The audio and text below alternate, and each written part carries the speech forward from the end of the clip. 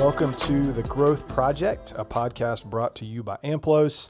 Dr. Drew Brannon, joined by Dr. Milt Lowder today, coming to you from HQ here in Greenville, South Carolina. The world headquarters. Always glad to be here. Yes, always glad to be here in our great city of Greenville. So today's conversation, which is called Easier or Harder, which might sound like an interesting topic, like what in the world are you guys going to talk about next? So to get us going, I'm going to tell a story. Okay. And I hope you don't mind because you tell a lot of stories, right? I learn and listen and teach by stories. So here's my story. And this was a long time ago. In fact, it would be, 25 years this fall. This happened 25 years ago this fall. So I was a freshman in college and was playing basketball. And early in the season, something began to happen that was, let's just put tough. This was tough. It was creating a dynamic that was going to be really difficult on our team, and here's what it was. So we get into the season, and it quickly becomes apparent that our best player is a true freshman. I wonder if they're wondering if it was me. Yeah. Is this a story about you? So to be clear, it was not me, although I was a true freshman. No, but our best player was a true freshman, which is pretty unique. Yeah. It doesn't happen real often. So here's where the tension began.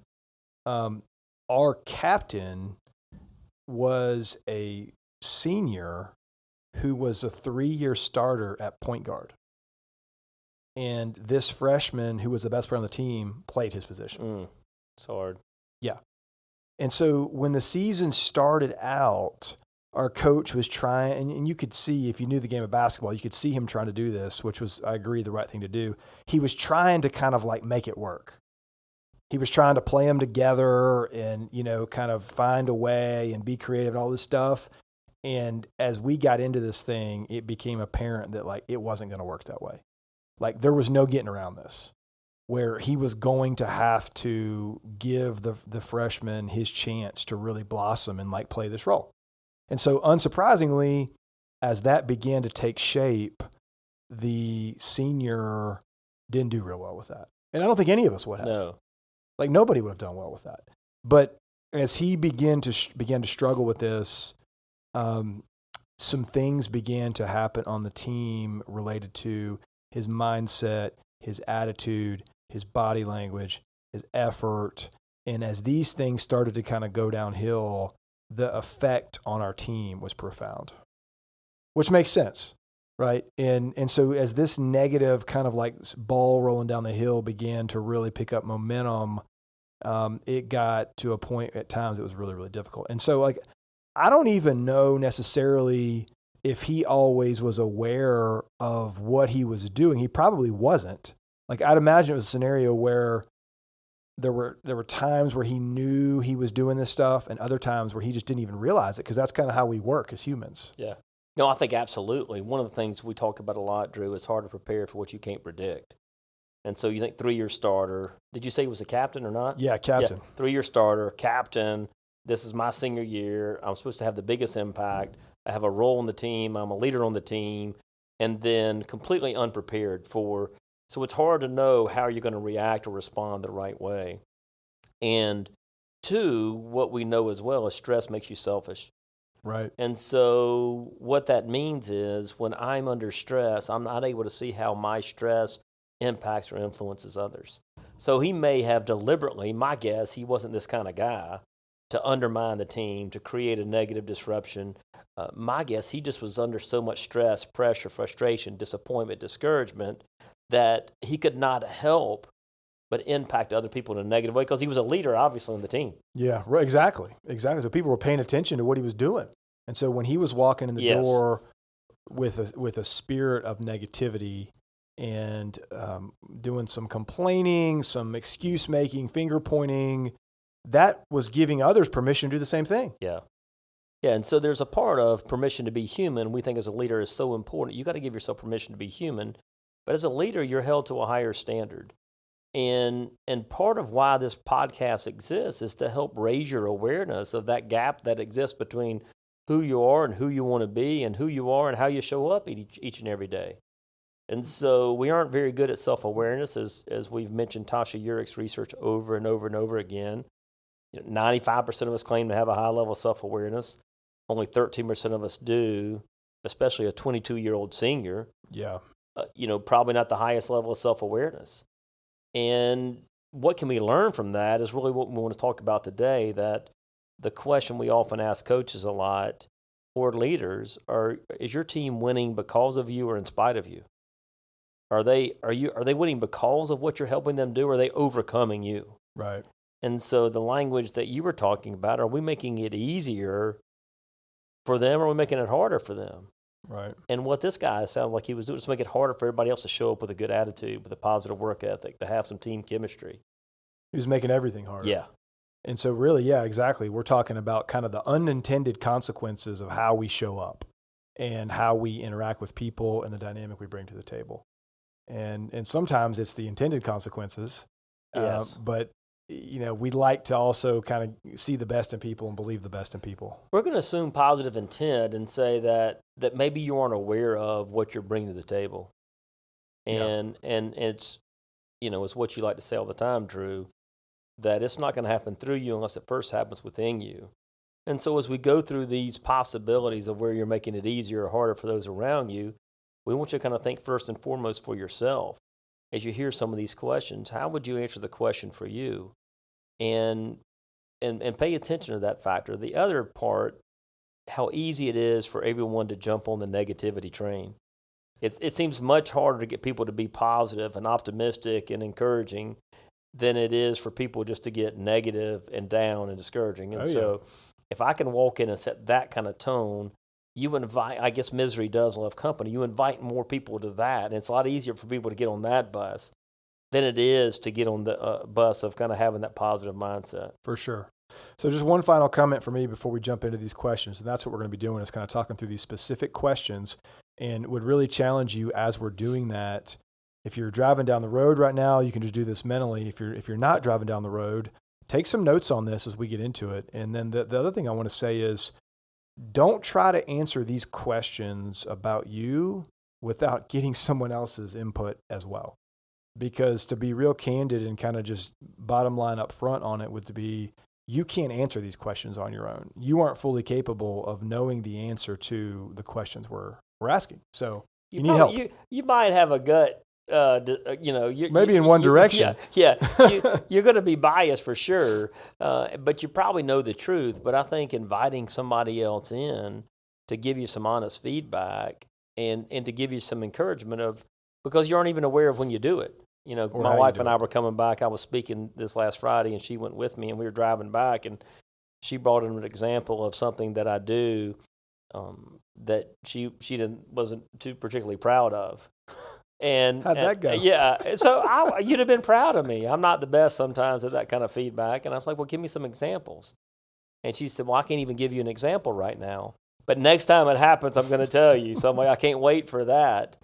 But I think we all fall into that. We know it. We aren't very aware of it. And we kind of get specific examples of it. So we aren't able to change it. Yeah, right. And so I think that's good advice to get people involved, to point out, to give you examples. Remember, we're attacking the problem, not the person, but just to be mindful, because very few of us want to show up and make life like this for other people. Right. Hey, something to look forward to for you there. I can't wait. I can't wait. Coming around the corner. Yeah. All right. Yeah. So let's get into this first one. And the first one is going to be on the topic of joy. And so the question is, are you making it easier or harder, first of all, for you to have joy? And then related to that, kind of the next step on that is, are you making it easier or harder for the people around you to have joy? And as you think about that category of the people around you, that would be inclusive of certainly your family, certainly kind of your close circle of people, however you identify that, friends, loved ones, and then extending, depending on what your professional situation looks like, the people you work really closely with. Like, how are you impacting their joy? But it's both for you, and they obviously go together. Like, if I'm making it harder on me to experience joy, I can promise you I'm doing the same for the people around me. Yeah. It's all related. Yeah. To me, Drew, we could I'd love for us to do a survey of what percentage of people in the workforce are joyful. Yeah. Yeah. I How don't know many, if I want to do that or yeah, not. how many people do you know that have pure joy doing what they do? I would say this is a huge, huge problem because how many of our time in life is spent in work? Yeah. And how many times, like, this isn't language that we talk about every day.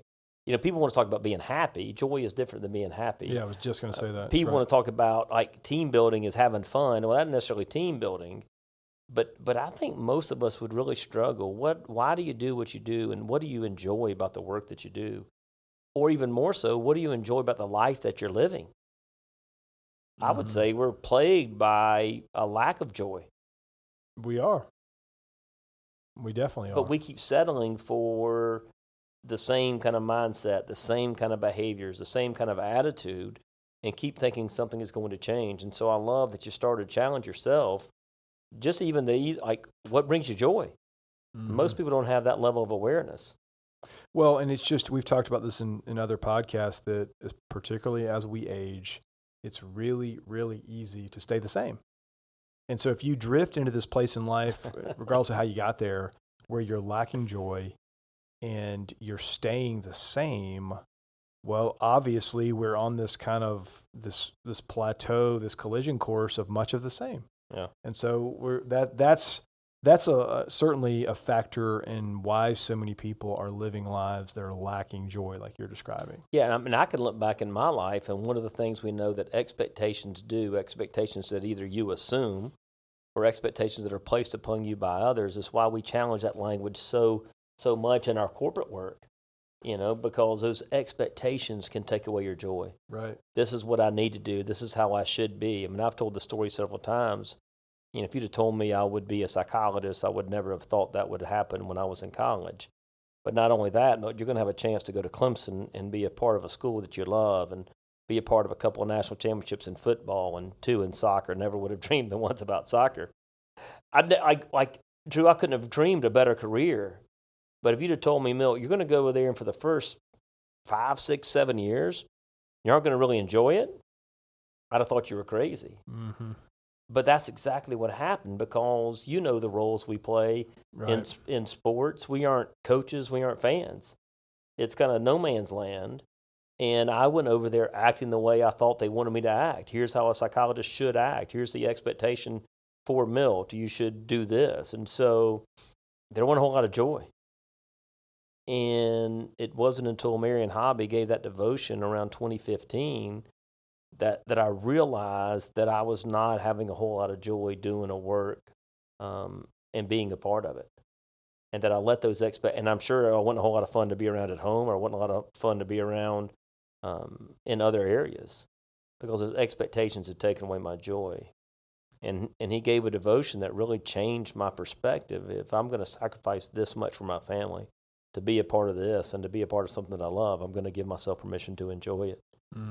I think that's language that why these questions are so important is this got to give yourself permission to be joyful. What brings you joy?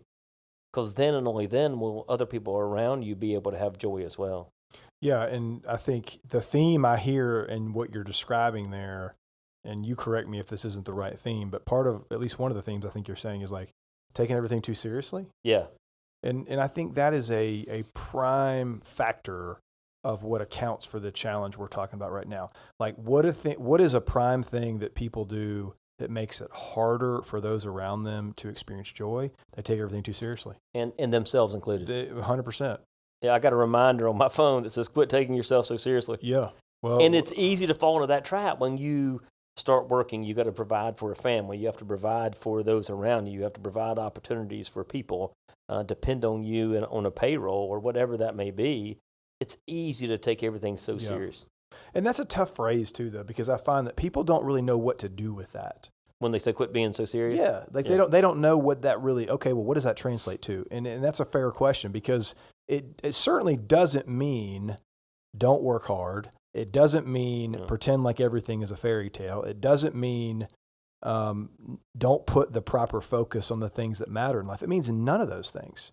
So it is a really nuanced, hard to articulate reality of like, what does it mean to not take everything too seriously? Maybe that's a whole episode we need to do. But I find that like if you find an environment or a team or a family system that's void of joy, there's a high probability that someone or some people are the culprit because they're just too serious. I mean, there's tension there because you know, it's not, you know what, I mean, that's the old proverb. When I was a child, I thought like a child. And when I became an adult, I put away those childish ways. And so part of what do children do, they find joy in everything. Yeah. They find excitement and curiosity. And the older you get with those expectations of how you should be and what you need to be doing, it's easy to maybe take things too seriously, to kind of get too far on that spectrum. Right. To me, the people who are not taking things too seriously, here's what they're getting right, is they have a healthy and appropriate recognition of two things. One, what matters, and the degree to which it matters. Because I think one of the biggest things, the traps we fall into is we think about something mattering in like a binary way of like either it does or it doesn't. Yeah. And that's just wrong. Like that will get us in trouble quickly. I think instead we've got to think about it of like, well, how much does it matter? And if I treat things, like if on a scale of 1 to 10, 10 is like, man, this is highly important. This is hugely important. If I treat 2s like 10s, no one's going to be joyful. It just can't work that way because there are too many things in life that are more like 2s and 3s and 4s in terms of how much they really matter. But if we treat them like 8s and 9s and 10s, it's going to exhaust everybody. Yeah. That's why having a clear vision for your life. How do you want to live? What are your values? What's truly important? Think about how you lead at work, how you lead at home. Think about even your parenting. Right? If everything is so important, then nothing becomes really important. Yeah. We put so much pressure on everything our children do or everything we do at work that there's no space or margin to have joy. And so to prioritize on that scale, it's not like either or. I like that idea. But I think part of this is what is truly important and what are the things you can release your grip on. Yes. Okay, so let's make this even more complicated. We're gonna invite another question that relates to this one. It's gonna make this even more fun. So our first question is, are you making it easier or harder to have joy? And now here's our second one. Are you making it easier or harder to be mediocre? It's easy to see others that don't take anything serious. Yeah. And they seem to have so much fun and so much joy, and they're the life of the party, and whatever they touch, whatever they do, they're just smiling and having fun, but they haven't matured to take any responsibility. Yes. And they're just kind of going through the motions, and there's a sense of complacency. It's easier to be mediocre because we don't want to hold everybody accountable. We don't want to be driving everybody all the time. We want to be that kind of influence, and so we just kind of settle, even in our own lives, because we know maybe we shouldn't take everything so serious. Yeah. So what we're saying here is basically, how do I get to the intersection of joy and excellence? Yeah. How do I find myself there, and how do I bring people with me? Because I agree with you. If I have, and also I think we would both agree, joy and fun are not the same thing. No. But if I have a whole lot of fun, maybe in part because I have joy, man, that can be a great recipe to be mediocre. Because I'm not exercising standards of excellence in my life. And so how do you do that well? How do you strive for excellence, meaning like you have great routines and you are really buttoned up and you prepare and like you work your tail off, but you don't sacrifice joy in the process of doing that, which I guess maybe is how we got to that idea of like the intersection of joy and excellence. Man, I feel like that's the search that we're all after here. Yeah, and I'm not sure you and I have mastered it. And so I'm sure we haven't. Yeah, quite the opposite. And I think what brings you joy is so different. I think you and I, like what inspires us is getting better and challenging others and growing. I mean, that brings a sense of joy. I don't think it's a sense of satisfaction. Hopefully it's a sense of being content. But I think seeing other people grow and being a part of that and challenging yourself. But I think people would describe us as pretty serious. Yeah. As pretty driven, as pretty challenging, that we aren't as lighthearted as we want to be or need to be. But specific to this question we're on right now too, of are you making it harder or easier to be mediocre? And if we relate that to maybe the team you're on or the family you exist within, whatever it might be, certainly accountability is part of this Yes. discussion. Standards are Yes. part of this discussion, because those are the drivers of mediocrity versus the drivers of, and I'm using that word excellence, it feels like the other side of the continuum from mediocrity, although maybe mediocrity is in the middle and poor is on the one side. I like that word drivers. I think about that clip we use in prioritization of Matthew McConaughey talking back in the early days, and he was trying to do all these things. And he decided, you know what, I can't be great at all these things. Right. So sold his music company, his label company, sold a production company. So like, I'm going to do this. And so the intersection that you're talking about is sometimes maybe the expectation that takes away the joy is I have to be great at everything. Mm-hmm. I need to be all things to all people. I need to be doing this instead of pursuing the things that really matter to you. Instead of pursuing the things that bring you joy and let success find you because you're too busy to be looking for it, that we just kind of settle in our life. And part of being mediocre is we do things which we're not gifted to do, that we're not called to do, that we're not invested in doing, we're not interested in doing, and we just kind of go through the motions, trying to play somebody else's game and trying to live somebody else's life. Yeah, for sure. So I think I don't know, I mean, just those two questions alone Maybe enough to chew on. Are a lot. I mean, that's a lot. And I think that, I think there's something to be said about you have to get to a place in life where you're ready to chew on those questions. Because I think that many people are, and this is not a criticism, it's just an objective kind of reality, that where they are on their journey, they're more bought in on excellence than they are joy. And they don't necessarily see how they can coexist or the importance of them coexisting. It's like, man, if I can just have one, does the other one really matter? And I think the other part is really determining and assessing what does joy truly mean for you. Because I think we talk about being happy. I don't think that's it. We talk about having fun. I don't think that's it. I mean, how many companies do we see get team building wrong?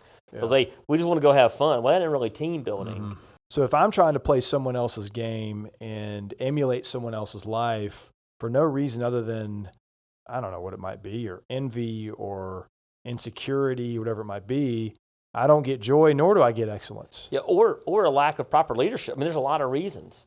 Like that, nobody's freed you up to be who you are. Nobody's freed you up and give you confidence and affirmation along the way that we value you. We value what you have to offer.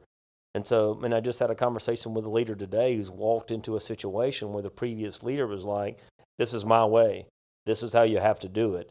There's no room for creative thought. There's no room for creative liberty. There's no room for interpretation. And what you create is a sense of, well, I have to do it that way. Mm. And when you have to do it somebody else's way, that may be inconsistent with leveraging your strengths and not kind of the way you want to live and not why you do what you do, that completely robs you of both. Right. There's no way to be joyful, and that's calling for mediocrity because you aren't leveraging your strengths. But then you also offer that up to everybody around you. Yeah. Because if you don't have joy, nor do you have excellence in your life, or you're pursuing excellence in your life, you're going to rub off on all the people around you in all the ways you don't want to. And that's how we got this whole conversation started, was we had this example of 25 plus years ago where this one teammate of mine began to erode so many components of our team and our culture ultimately. And I think just positive intent, assume like he wasn't doing it on purpose. But because of something happened to him for which he was unprepared. He couldn't control. What was that vet? He used to uncontrollable, undesirable, unexpected. Unexpected. Another we can talk about unprepared for, all those unpredictable. Led him down a state where that stress and burden and pressure affected him. Mm-hmm. And without being aware of how it was affecting him, he was not aware of how it was affecting everybody else. Yep. So that's one of those culture killers that we see happen all the time. One person, significant in the process, something happens in their life, something happens in their work, or because of whatever reason they are acting a certain way, it affects everybody within the culture. Not only are they robbing themselves of joy and excellence, they're robbing everybody else of it as well. Yep. So we didn't make it very far down our questions. We did not. And these are some really good questions. That's how these things go sometimes. I think if you've ever been a part of a podcast, and we've been a part of several hundred now, sometimes you got to be true to the conversation. I think you got to honor where the conversation goes. And so I don't know if that's maybe me letting us off the hook for today, but I do think that I think these are the only two we should get through. Yeah, I think if we add more to it, it's going to muddy the waters. And what we would have a call to action with that awareness, really spend some time asking yourself, having somebody else come in, like the things, what does joy look like in your life? What are the things that bring you joy? And are you making that with it harder or easier for those around you to be joyful or to lack joy? Talk about a call to action. Just go ask some people. Yeah. Go ask some people in your life that very simple question. Am I making it harder or easier for you to have joy? And Drew, I love how you talked about that relationship, that sometimes in my mind, pursuing excellence, it robs me and others of joy. Mm-hmm. Because think of the roles we play as leaders, and whether that's at home, at work, what is our job? Is to challenge others to be better, to challenge others to pursue better, to believe that better never rests. So you always have to be striving, and that can come at a cost. Yeah, big cost. Big cost for you and all those around you. So there's your action item right there, is take these two questions. Am I making it harder or easier in both the categories of joy and mediocrity? And go ask some people. Yeah. And you might need to do this before you ask the question. You might need to give them permission to speak the truth, because these are not easy questions. This is not what's your favorite color and what did you have for lunch earlier today. Like these are challenging questions. Give somebody permission to tell you the truth, and don't get defensive. Don't push back and get defensive with them. Okay, bringing us to the finish line. How about a final thought? Yeah, with that awareness, then what action will you take? I just always will reiterate, awareness without action leaves you worse off than you were before. If you aren't going to do anything with it, don't ask the question. Mm-hmm. If you aren't willing to make some changes or to look at things differently or invite some accountability, don't ask the question. Just continue to struggle with it within yourself. But if you keep doing what you've always done, you probably got a pretty good indicator of what you're always going to get. With that, thank you for tuning in. And if you find our conversations to be helpful and resourceful in your life, we always appreciate a review on either Apple Podcast or Spotify, where you can find The Growth Project. And thank you, as always, for listening and supporting what we do. Take care.